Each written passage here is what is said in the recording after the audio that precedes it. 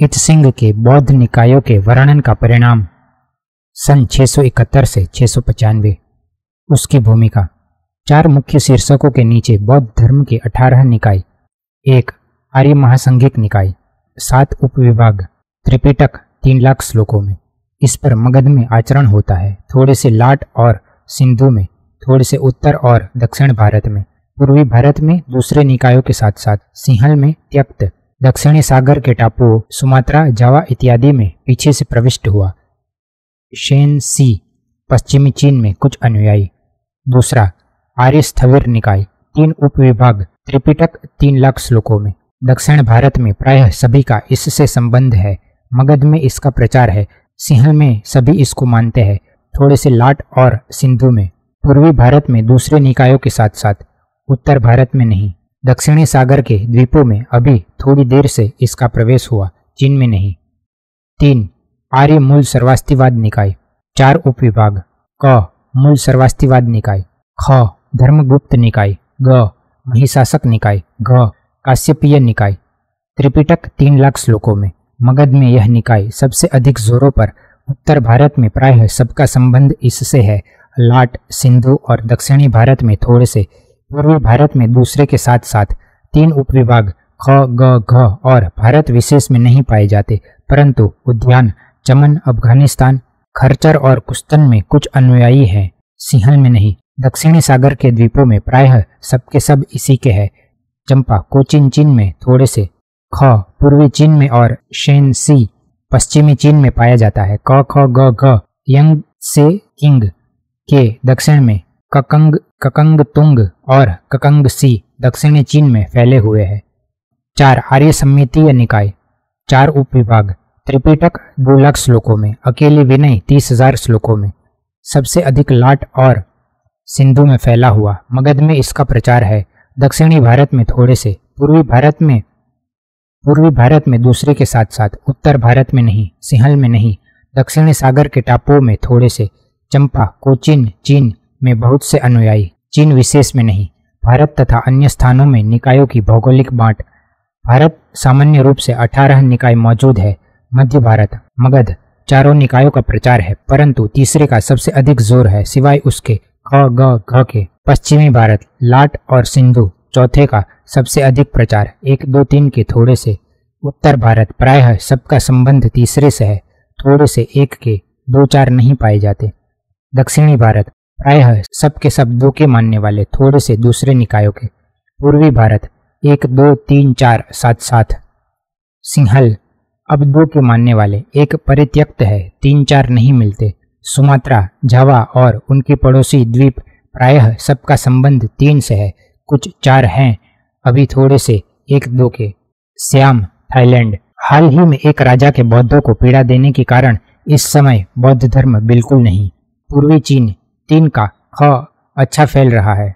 पश्चिमी चीन शेन सी 3 के ख और 1 के अनुयायी है।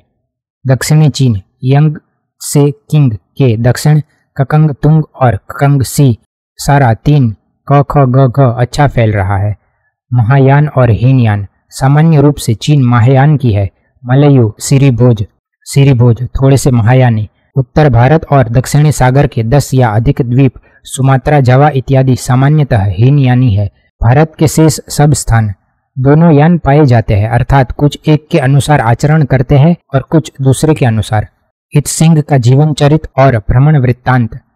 1. उसके लड़कपन से लेकर चीन से उसके प्रयाण तक। इत्सिंग 3 बड़े भारत पर्यटकों में से एक था। उसका जन्म सन 635 में फनयंग में ताइत्सुंग के शासक काल में हुआ था। 7 वर्ष की आयु में सन 642 वह उपाध्याय शन यू और हु शी के पास गया। ये दोनों शन तुंग में ताई पर्वत पर एक विहार में रहते थे। संभवतः इन उपाध्यायों ने उसे सामान्य चीनी साहित्य की प्रारंभिक शिक्षा दी थी ताकि वह भिक्खु बन सके। उसकी आयु अभी 12 वर्ष की थी। सन 646 की उसके उपाध्याय शन यू की मृत्यु हो गई। इससे उसे बड़ा शोक हुआ। तब वह सांसारिक साहित्य के अध्ययन को एक ओर रखकर बुद्ध के पवित्र धर्मशास्त्र में लीन हो गया। 14 वर्ष की आयु में उसे प्रव्रज्या मिल गई। वह कहता है कि 18 वर्ष की आयु में सन 652 मैंने भारत यात्रा का संकल्प किया, परंतु यह संकल्प 37वें वर्ष सन 671 में जाकर पूरा हुआ। ऐसा जान पड़ता है कि इस कोई 19 वर्ष के अंतर में उसने अपने युवा काल की सारी शक्ति धर्म के अध्ययन में लगा दी, ताकि सांसारिक साहित्य में पढ़ने से जीवन निष्फल न हो जाए। 20 वर्ष की आवश्यक आयु में उसे उपसंपदा मिली, तब उसका कर्माचार्य हुई मृत सन यू का स्थान लेने के लिए उसका उपाध्याय बन गया। उसी दिन उसे बुद्ध के आर्य उपदेशों पर दृढ़ रहने का महत्व जतलाकर और यह बताकर कि बुद्ध की शिक्षा के झूठे अर्थ किए जा रहे हैं, उपाध्याय ने उसे बड़े यत्न से शिक्षा दी। उसके उपाध्याय के वचन जीवन भर उसका पथ प्रदर्शन करते रहे होंगे, क्योंकि पीछे से जो कुछ उसने किया अथवा लिखा वह पूर्ण रूप से उनके अनुरूप है। उस घटना के बाद अगले 5 वर्षों में 654 से 658 वह एकमात्र विनय पुस्तकों के अध्ययन में ही लगा रहा। उसने अपने काम में बड़ी उन्नति की और उसके उपाध्याय ने उस विषय पर उसे व्याख्यान देने के लिए आज्ञा दी। सच तो यह है कि एक अवसर पर वह अपने आप को, जहाँ तक उसके चीनी अध्ययन का संबंध है, विनय में निपुण कहता है। विनय के उपरांत वह बड़े सूत्रों का अध्ययन करने लगा। पहाड़ी विहार में रहते समय वह 13 धुतांगों में से कुछ का अनुष्ठान करता रहा। उपाध्याय के उभारने से वह अभिधर्म पिटक से संबंध रखने वाले असंग के 2 शास्त्रों का अध्ययन करने के लिए पूर्व वेय में गया। वहां से वह पश्चिमी राजधानी में गया, जहां उसने आचार्य वसुबंधुकृत अभिधर्म कोश और धर्मपाल कृत विद्या मात्र सिद्धि का और अध्ययन किया। अपने चंग अन में ठहरने के दिनों में उसने ह्यूनसांग का श्रेष्ठ उत्साह और सम्राट की विशेष आज्ञा से होने वाली उसका संभवतः देखा होगा, क्योंकि उसका देहांत इत्सिंग की राजधानी में रहने के दिनों सन 664 में ही हुआ था। कदाचित ह्यूनसांग के महान व्यक्तित्व और उसे मिलने वाले सम्मान और यश के उकसाने से इत्सिंग ने चिरकाल से संकल्पित अपनी भारत यात्रा को पूरा करने का भारी यत्न किया, क्योंकि भारत उसके समय में बौद्ध साहित्य का घर था। उसका चरित्र लेखक बताता है कि इत्सिंग वास्तव में ह्यूनसांग और फाहियान का बड़ा प्रशंसक हो गया था। वह सन 670 तक अर्थात स्वदेश से प्रयाण के पूर्व के वर्ष तक राजधानी में रहा। उसके भ्रमण वृत्तांत को पाठक कदाचित उसके अपने शब्दों में ही सुनना पसंद करेंगे, यद्यपि दुर्भाग्य से उसका लेख छोटा है। 2. उसकी भारत यात्रा। मैं इत्सिंग हिसेनहेंग काल के पहले वर्ष सन 670 में पश्चिमी राजधानी चंगअन में अध्ययन कर और व्याख्यान सुन रहा था। उस समय मेरे साथ पिंगपू निवासी धर्म लॉ का उपाध्याय चू ई, लैचोउ निवासी शास्त्र का उपाध्याय हुंग ई और 2-3 दूसरे भदंत थे, और हम सब ने गिरिद्रकूट राजगीर जाने का निश्चय किया और भारत में बोधि वृक्ष को देखने की इच्छा करने लगे। परंतु चूई को उसके मोह ने पिंगचुअन में उसके घर की ओर वापस खींच लिया, क्योंकि उसकी माता बूढ़ी थी, और हुंग ई ने किअंग निंग में यूएनचन से मिलने पर अपना विचार सुखावती की ओर मोड़ा। यूएन कुई, जो दल में से एक था, ककंग तुंग तक आया, परंतु उसने दूसरों के सदृश ही अपना संकल्प जो पहले बनाया था बदल डाला। इसलिए मुझे सिंचोउ के सनहिंग नामक एक युवा भिक्खु के साथ ही भारत के लिए प्रयाण करना पड़ा। दिव्य भूमि चीन के मेरे पुराने मित्र इस प्रकार दुर्भाग्यवश मुझसे अलग होकर अपने अपने रास्ते चले गए, परंतु अभी तक भारत में एक भी नवीन परिचित मुझे नहीं मिला था। यदि मैं उस समय झिझकता तो मेरी इच्छा कभी भी पूरी न होती। मैंने 4 प्रकार के दुख की कविता का अनुकरण करते हुए 2 श्लोक रचे। अपने पर्यटन में मैं सहस्त्रों विश्राम स्थानों में से गुजरा। शोक के बारीक तारों ने मेरे विचार को 100 गुना उलझन में डाल दिया। इसका क्या कारण था? कृपया केवल मेरे शरीर की छाया को भारत के 5 खंडों की सीमाओं पर फिरने दो। फिर अपने आप को धीरज देने के लिए एक अच्छा सेनापति शत्रु दल को रोक सकता है, परंतु मनुष्य के संकल्प को हिलाना कठिन है। यदि मैं एक छोटे से जीवन में दुखित होने पर सदा उसकी चर्चा करता रहता हूँ, तो मैं दीर्घ असंख्य काल को कैसे भर सकता हूँ? स्वदेश से प्रयाण करने के पहले मैं राजधानी चंगअन से अपने जन्म स्थान चोउ को लौट आया। मैंने अपने अध्यापक हुई शी से इस प्रकार परामर्श मांगा, हे पूज्य देव, मेरा संकल्प लंबी यात्रा पर जाने का है, क्योंकि यदि मैं उसको देखूंगा जिससे मैं अभी तक परिचित नहीं हूं, तो मुझे अवश्य बड़ा लाभ होगा, किंतु आप पहले ही वयोवृद्ध है, इसलिए आपसे परामर्श लिए बिना मैं अपने संकल्प को पूरा नहीं कर सकता। मेरे गुरु ने मुझे इस प्रकार उत्तर दिया, तुम्हारे लिए यह भारी अवसर है, यह दोबारा नहीं मिलेगा। मैं तुम्हें निश्चय कराता हूँ कि मुझे तुम्हारी ऐसी बुद्धिमत्ता से बनाए हुए संकल्प को सुनकर बड़ी प्रसन्नता हुई है। यदि मैं तुम्हें वापस आते देखने के लिए पर्याप्त देर तक जीता रहा, तो तुम्हें प्रकाश को फैलाते देखकर मुझे हर्ष होगा। निसंकोच होकर जाओ, पीछे रही हुई चीजों की ओर मुड़कर मत देखो। तुम्हारी तीर्थ स्थानों की यात्रा को मैं निसंदेह पसंद करता हूँ। इसके अतिरिक्त धर्म की समृद्धि के लिए उद्योग करना एक बड़ा ही आवश्यक कर्तव्य है। संशय को बिल्कुल दूर कर दो। प्रयाण के पूर्व मैं अपने गुरु शनायु की समाधि पर पूजा करने तथा छुट्टी लेने गया। उस समय चैत्य विहार समाधि मंदिर के इर्द गिर्द के पेड़ पाले से हानिग्रस्त होने पर भी इतने बढ़ चुके थे कि प्रत्येक पेड़ को नापने के लिए एक हस्त लगेगा और जंगली घासों ने चैत्य विहार के आंगन को भर रखा था। यद्यपि प्रेत लोक हमसे छिपा हुआ है तो भी मैंने उसका वैसा ही सम्मान किया मानो वह वहां उपस्थित था। इर्द गिर्द घूमते तथा प्रत्येक दिशा में दृष्टि करते हुए मैंने अपनी यात्रा का संकल्प सुनाया। मैंने उसकी आध्यात्मिक सहायता मांगी और उस दयालु श्रेष्ठ जन के मुझ पर किए हुए महोपकारों का बदला चुकाने की इच्छा प्रकट की। हिशन हैंग काल के दूसरे वर्ष सन 671 में मैंने यंगफू में वर्ष किया। शरत काल के आरंभ 7वें मास में मुझे अकस्मात एक राजदूत कोंग चोऊ का फेंग हिसियाओ चुअन मिल गया। उसकी सहायता से मैं ककंग तुंग नगर में आया। यहाँ मैंने दक्षिण की यात्रा के लिए एक ईरानी जहाज के स्वामी से मिलने की तिथि निश्चित की। फिर उस संधिदूत का निमंत्रण स्वीकार कर मैं कोंग चोऊ गया।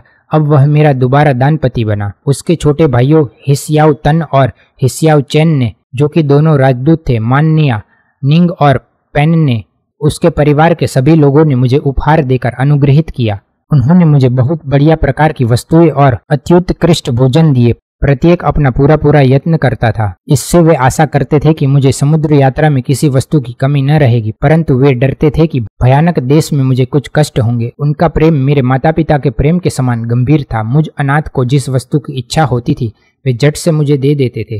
वे सब मेरा आश्रय या उपाय बन गए और सबने मिलकर मुझे श्रेष्ठ भूमि के साधन दिए। पुण्य भूमि की यात्रा के विषय में जो कुछ मैं कर सका वह सब फेंग परिवार की शक्ति के ही कारण है। इसके अतिरिक्त लिन वन के भिक्षुओं और सामान्य उपासकों को हमारे वियोग से दुख हुआ। उत्तरीय प्रांतों के सभी प्रतिभाशाली विद्वानों ने हमारे विदाई लेने पर शोक मनाया, क्योंकि वे समझते थे कि वे हमें फिर नहीं देखेंगे। इस वर्ष सन 671 के 11वें मास में हमें यी और चैन राशियों की ओर मुंह करके और पन्यू ककंग तुंग को ठीक अपने पीछे रखकर चल पड़े। कभी मेरा विचार सुदूर मृगदाव काशी में की ओर दौड़ता था, कभी बोध गया के निकट कुक्कुटपादगिरी पर पहुंचने की आशा में मैं सुख लाभ करता था।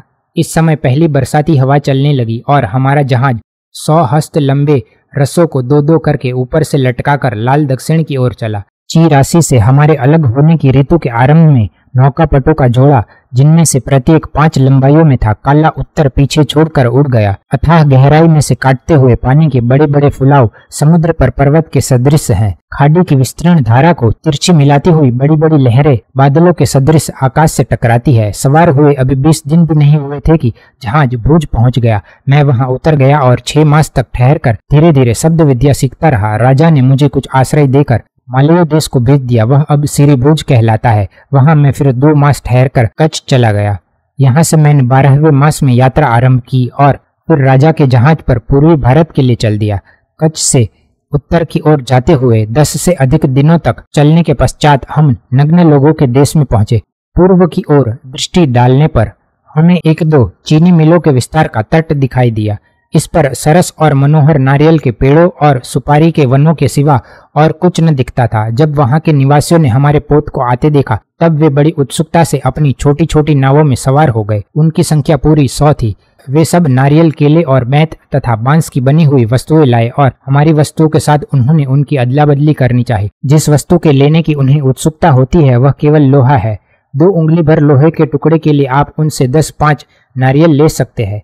पुरुष बिल्कुल नंगे हैं और स्त्रियां अपने शरीरों को कुछ पत्तों के साथ ढांपती है। यदि व्यापारी लोग हंसी से उन्हें कपड़े देते हैं तो वे हाथ हिला देते हैं कि हम उनका उपयोग नहीं करते। मैंने सुना कि यह देश शुचुअन की दक्षिण पश्चिमी सीमा की दिशा में है। इस द्वीप में लोहा बिल्कुल नहीं होता। सोना और चांदी भी दुष्प्राप्य है। यहाँ के अधिवासी केवल नारियल, नालिकेर और कंदर मूल पर ही निर्वाह करते हैं। यहाँ चावल अधिक नहीं होता, इसलिए जिस वस्तु को वे सबसे बहुमूल्य और महंगी समझते हैं वह लोह है, जो कि इस देश में लोहे का नाम है। ये लोग काले नहीं और मध्यम कद के हैं। वे बैंत के बड़े संदूक बनाने में निपुण है। इस काम में दूसरा कोई देश उनकी बराबरी नहीं कर सकता। यदि कोई उनके साथ अदला बदली करने से इनकार करे तो वे कुछ विषाक्त बाण छोड़ते हैं, जिनका एक ही बार प्राणघातक सिद्ध होता है। यहाँ से उत्तर पश्चिम की दिशा में कोई आधा मास पोत यात्रा करने पर हम ताम्रलिप्ति बंगाल पहुंच गए। यह पूर्वी भारत की दक्षिण सीमा है। यह महाबोधि और नालंद मध्य भारत से 60 योजन से अधिक है।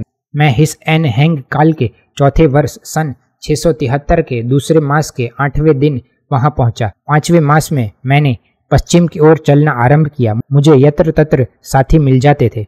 मुझे ता चेंग तेंग महायान प्रदीप पहली बार ताम्रलिप्ति में मिला। मैं 1 वर्ष का कुछ भाग उसके पास ठहरा। यहाँ मैंने ब्रह्म भाषा संस्कृत सीखी और शब्द विद्या का अभ्यास किया। अंततः मैं गुरु तेंग ता चेंग तेंग के साथ चल पड़ा और वह मार्ग लिया जो सीधा पश्चिम को जाता है। कई 100 व्यापारी हमारे साथ मध्य भारत को आए। महाबोधि महाविहार से 10 दिनों की यात्रा के अंतर पर हमारे मार्ग में एक बड़ा पर्वत और कुछ दलदल आए। यह घाटी भयानक और लांघने के लिए कठिन है। यह आवश्यक है कि अनेक मनुष्यों की मंडली के साथ यात्रा की जाए। अकेले जाना कभी ठीक नहीं।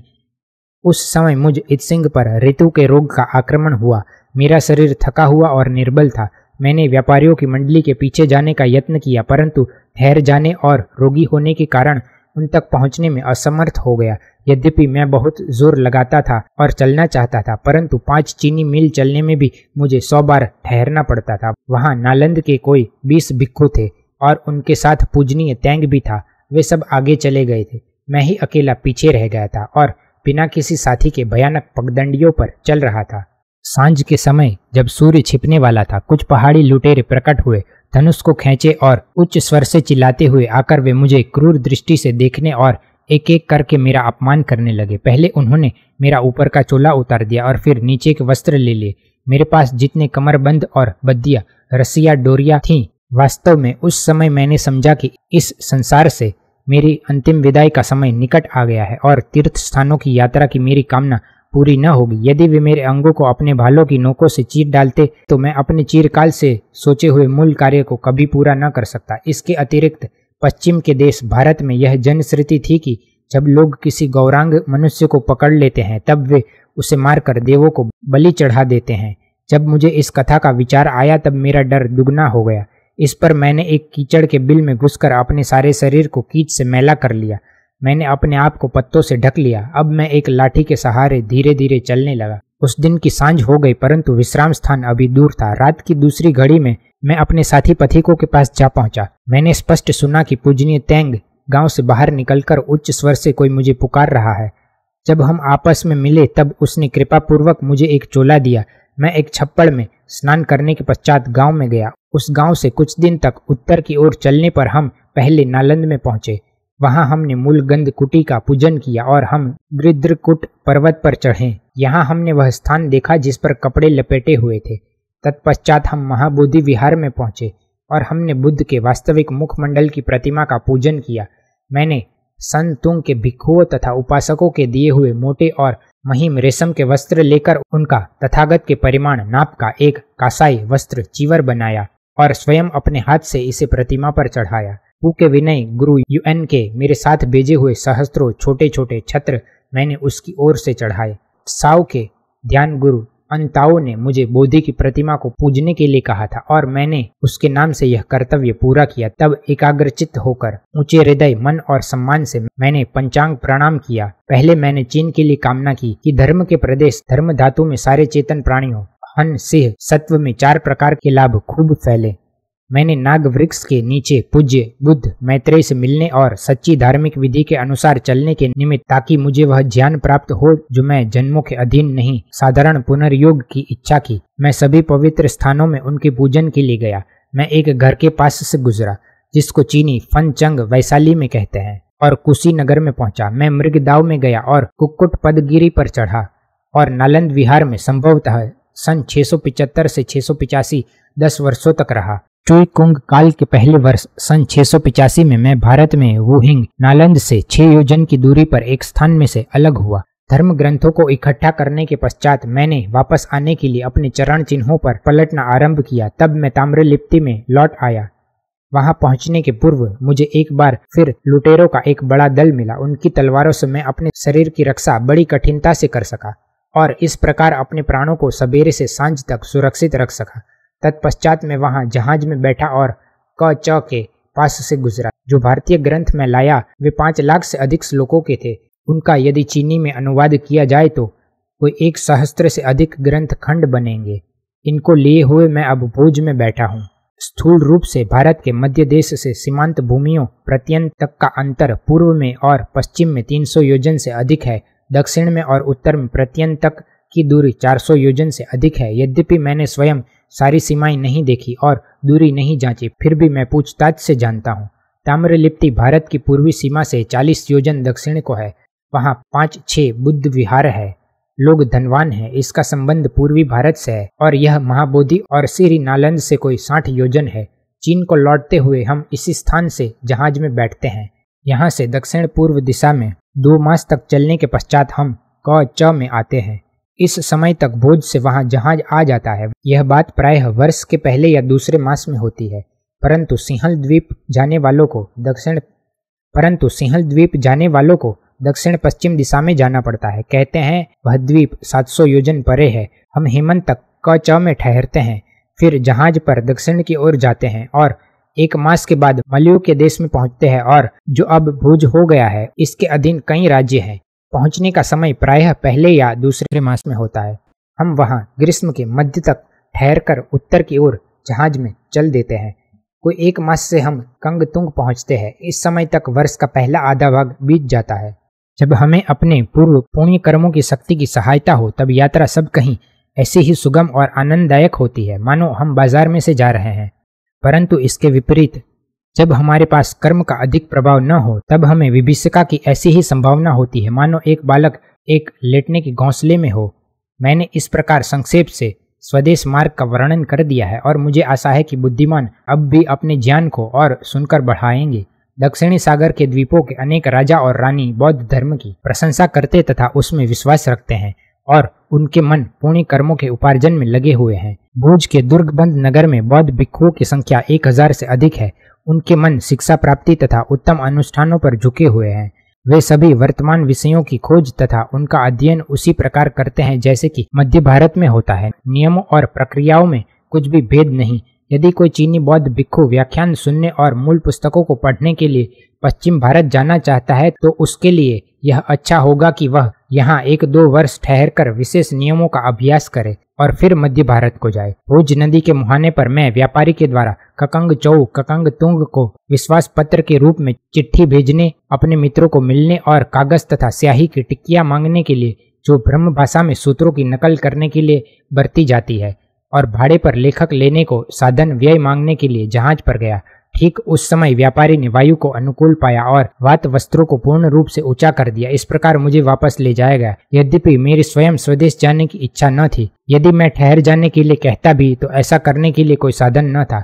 इससे मैं देखता हूँ कि कर्म का प्रभाव ही हमारी गति को ढाल सकता है। इसका उपाय करना हम मानवों के हाथ में नहीं। युंग चुंग काल के पहले वर्ष सन 689 के 7वें मास के 20वें दिन हम कंगफू पहुंचे। यहाँ मुझे फिर सब भिक्षु और उपासक मिले। तब चिहचिह के मंदिर में सभा के बीच मैंने निश्वास छोड़कर कहा, मैं पहले पश्चिम के देश भारत में धर्म के प्रचार तथा प्रसार की आशा से गया था। मैं वापस आकर दक्षिणी सागर के टापू द्वीप में ठहर गया। अभी तक कुछ पुस्तकों की कमी है। यद्यपि जो कुछ मैं भारत से लाया और भुज में छोड़ आया हूँ उसकी संख्या त्रिपिटक के 5 लाख श्लोक हैं। इस अवस्था में मेरा वहां एक बार फिर जाना आवश्यक है। मेरी आयु 50 से ऊपर 55 हो चुकी है। दौड़ती हुई लहरों को एक बार फिर पार करते हुए दरारों में से लांघने वाले घोड़े न ठहर जाएं और मेरे शरीर की दुर्ग प्राचीर की रक्षा करना कठिन हो। यदि प्रातः काल की ओस का समय अकस्मात आ जाए तो वे पुस्तकें किसके सुपुर्द की जाएंगी। पवित्र धर्म शास्त्र वास्तव में एक महत्वपूर्ण वाद है। तब मेरे साथ कौन चलकर इसे संभाल सकता है। पुस्तकों का अनुवाद करने के लिए जैसी शिक्षाएं उनमें हम पाते हैं, हमें एक योग्य व्यक्ति का प्रयोजन है। सभा ने एक मत होकर मुझसे कहा, यहाँ से निकट ही चेंग को सालगुप्त नामक खू है। उसने चिरकाल तक विनय सिद्धांत का अध्ययन किया है। बहुत छोटी आयु से ही उसने अपने आप को निर्दोष और स्वच्छ रखा है। यदि आपको वह मनुष्य मिल जाए तो वह आपका एक उत्तम साथी सिद्ध होगा। जो ही मैंने ये शब्द सुने मैंने समझा कि संभवतः वह मेरी आवश्यकता को पूरा कर देगा। इस पर मैंने पर्वत के विहार में उसके पास एक पत्र भेजा जिसमें यात्रा की तैयारी का स्थूल रूप से वर्णन किया। उसने तब मेरा पत्र खोला। उसको देखकर उसने मेरे साथ आने का शीघ्र ही संकल्प कर लिया। तुलना के लिए कह सकते हैं कि लियाओतुंग नगर पर एक ही दावे ने 3 सेनापतियों के वीर मन को तोड़ डाला, या हिमालय पर्वत से एक छोटे से श्लोक ने महर्षि के गंभीर निश्चय को खींच लिया।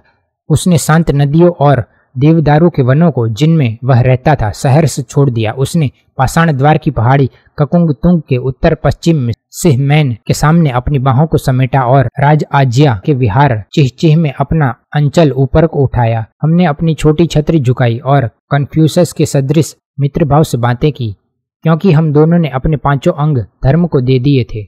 इसलिए हमारी मित्रता यहाँ तक बढ़ गई कि हमने एक दूसरे के सामने अपने हृदय खोल दिए, मानो पूर्व काल से ही मित्र हो। यद्यपि अपने सारे जीवन में मैंने पहले उसे कभी नहीं देखा था, परंतु मैंने देखा कि मुझे अकस्मात ठीक वैसा ही मनुष्य मिल गया है जिसकी मुझे आवश्यकता है।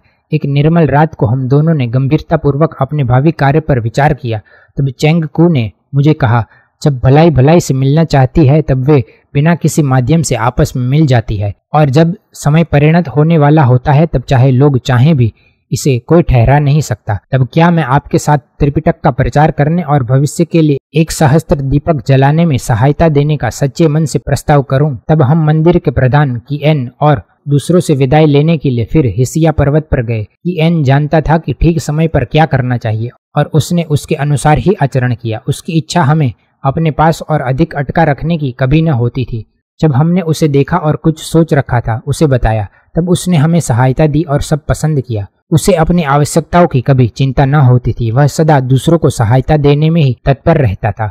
उसने हमारे साथ ही यात्रा की तैयारी कर ली ताकि हमें किसी बात की कमी न रहे। इसके अतिरिक्त कंगतुंग के सभी भिक्षुओं और उपासकों ने हमें आवश्यक वस्तुएं दी। तब वर्ष सन 689 के 11वें मास के पहले दिन हम एक व्यापारी पोत में चल पड़े। पनियों से चलकर लंबी समुद्र यात्रा के पश्चात भुज में पहुंचने के विचार से हम चंपा की दिशा में गए, ताकि हम सब प्राणियों के लिए सीढ़ियां या उन्हें दुख सागर से पार ले जाने के लिए नौकाएं बन जाएं। हमें अपने संकल्पों को यथासंभव शीघ्र ही पूरा करने की प्रसन्नता थी और साथ ही हमें आशा थी कि हम अपनी यात्रा के मध्य में नहीं गिर पड़ेंगे।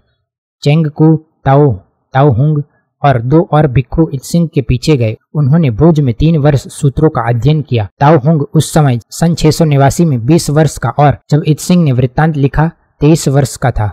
मैं इत्सिंग श्री भुज में तात्सिन से मिला, जो वहां सन 683 में आया था। मैंने उससे प्रार्थना की कि पश्चिम भारत में एक विहार बनाने के लिए राजानुग्रह मांगने स्वदेश जाओ। जब उसने देखा कि यदि मेरी प्रार्थना स्वीकार हो गई तो बहुत बड़े लाभ होंगे, तब तात्सिन ने अपने प्राणों की कुछ भी परवाह न करके विस्तृत महासागर को फिर से पार करना स्वीकार कर लिया।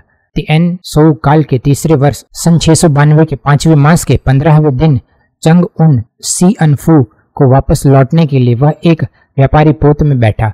अब मैं उसके पास अनेक सूत्रों तथा शास्त्रों का नया अनुवाद 10 खंडों में नन है ची कु ए ई नई फा चुअन, यह वृत्तांत 4 खंडों में और ता तंग सी यू कु फा का ओ सेंग चुअन वृत्तांत 2 खंडों में भेज रहा हूँ।